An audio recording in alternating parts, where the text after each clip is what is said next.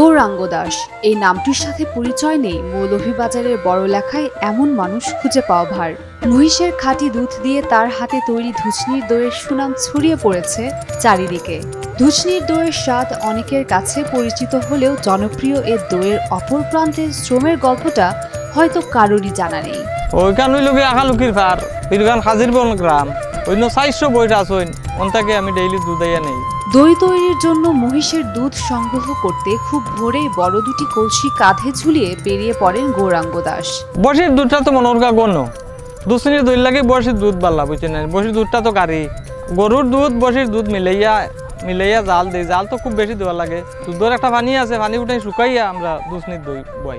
দুধ তো পারবেন নেই 12 মাস, তারা যদি 200 টাকা কেউ হয় তো দুধ দিত না তারা। একমাত্র স্মার্ট সিটি বসুন্ধরা, আধুনিকতায় এক ধাপ এগিয়ে। মাঠ ঘাট ঘুরে বাড়ি বাড়ি গিয়ে সংগ্রহ করেন গরু ও মহিষের খাঁটি দুধ, আর এই দুধেই তৈরি হয় বড়লেখার বিখ্যাত ধুচনির দই। পারমেন্ট আমি নেই 12 মাস। এইভাবে তো আপনারা তো গেছেন, আরও গেছেন, এখন তো সব বইটা আরও থাকুন। এইভাবে প্রায় 25-30 বাড়ি থাকি নেই দুধ, প্রতিদিন 50 থেকে 60 কেজি নেই দুধ। নিয়ে প্রথমে তো দুধ বাড়িতে নিয়ে দুধ চাকিলাম, চাকিয়া দুধ জালও বই দিলাম। দুধ সংগ্রহ শেষে ছাঁকনির সাহায্যে তা ছেঁকে পরিষ্কার করে বসানো হয় চুলায়।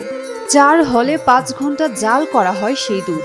দইয়ের স্বাদ মিষ্টি করতে ব্যবহার করা হয় মিশ্রি দানা।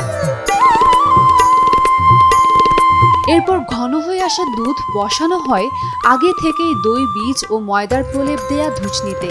দই জমাতে পুরো 1 রাত সময় লাগে। ওই চকির উপরে দই বসাই, দই পালাটিকে ডাকিয়া ঘুরিয়া রাখি দিন। এটা তো সারা রাত থাকবো, সকালে বার করবো দই। মাটি, পিতল কিংবা কাচের জারে খুব সহজে দই বসানো গেলেও ধুচনিতে দই বসানো কিন্তু খুব সহজ নয়। বাঁশ বা বেতের তৈরি এসব ধুচনিতে দই বসাতে দুধকে একেবারে সঠিক ঘনত্বে রাখতে হয়, নয়তো পাতলা বলে ধুচনির ফাঁক দিয়ে দুধ পড়ে যাওয়ার আশঙ্কা থাকে। তবে এই পদ্ধতিতে অভ্যস্ততা বহুকালের বলে গৌরাঙ্গের কোনো সমস্যা হয় না। বাপদাদার হাত ধরে তার এই পেশা এত দূর এসেছে। আমরা বাপদাদার আমল থেকেও এই দই দুধের ব্যবসা তারা করি, মুরব্বী করছেন। এক লন্ডনে ফ্যামিলি আমারে কইছে 22 দুধ তুমি দই দিতে পারবে নি আমারে, মনে করুকা 100 কেজি দই। বললাম হ্যাঁ পারবো।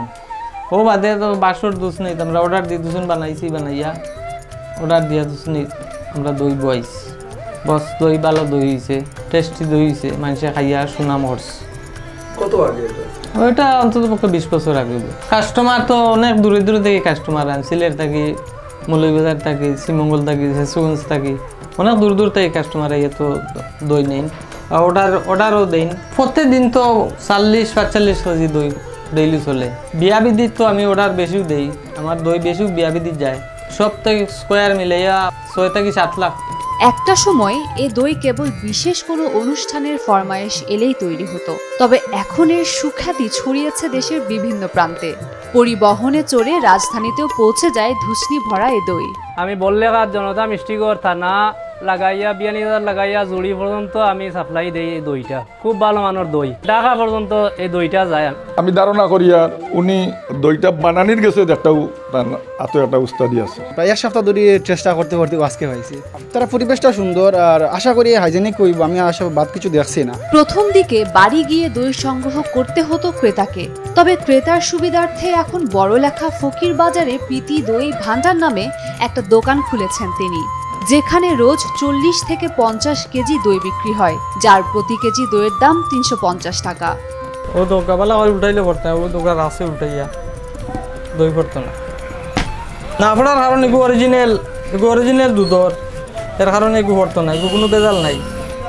ওই তো হোকা তেলার দইওলা, ওই তো হোকা দেখছেন, এইগুলো কি অরিজিনাল। উমের রুম্মান ক্রান্তি, ডেইলি সান।